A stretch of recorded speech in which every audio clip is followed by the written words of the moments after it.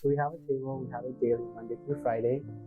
And on that table, we give out free Qurans, give out candy, iced tea, and pamphlets. And we're very non-intrusive. So if someone wants to come to us, then okay.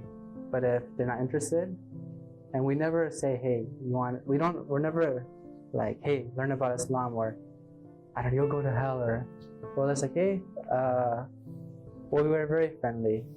However, we have had every 2 weeks or so, we have an incident.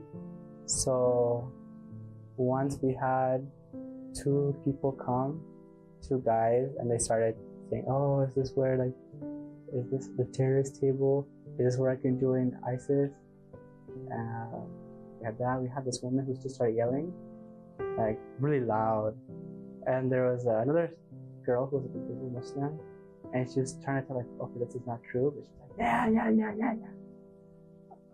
We had another guy who came and started yelling, and it was funny because he was like, the Quran says this, and my friend was there. He said, okay, show me where.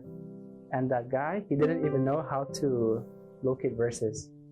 And so my friend was like, hey, you're yelling at us, you're saying that we're all these terrible things, and you say you know a lot about Islam, but you don't even know how to locate the verse. So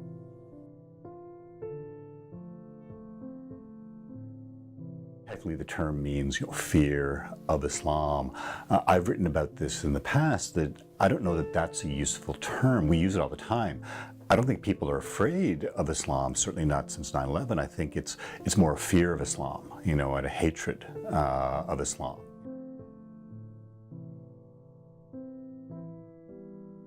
I think there's lots of reasons that people are Islamophobic. Some of that comes from ignorance. If you look at the Pew Forum on Religion and Public Life, over 60% of Americans, when they're asked, say they don't know someone who's a Muslim.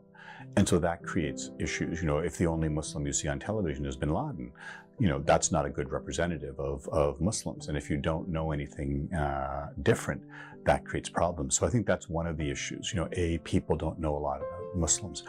B, they're very negative images, not just in film and television. I actually teach a class on film and television and religion, and there's all sorts of negative images, portrayals about Muslims that creates problems.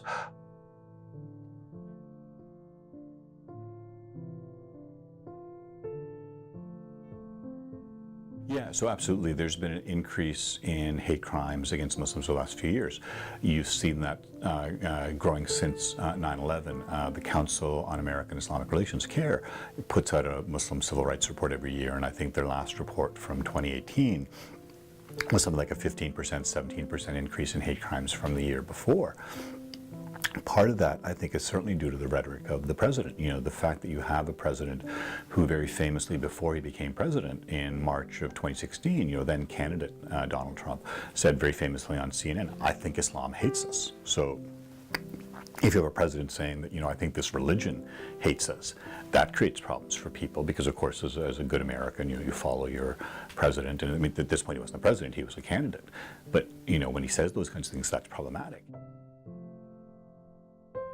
So the Shura Council, which is the largest sort of umbrella group, Shura, as you know, is an Arabic term for consultation. They're the ones that really connect all the different Muslim groups in Southern California. They started doing several years ago an open mosque day because so many non-Muslims never been inside a mosque, don't know what it's like. And if you think that if you're told these mosques are training ground for terrorists, then you're nervous.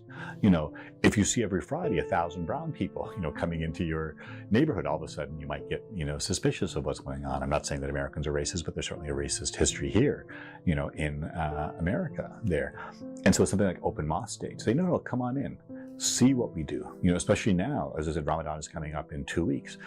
Everything's going to be amped up at the masajid, the Taraweeh prayers, the iftars, all that kind of thing. Create those spaces for people to come in and see who you are.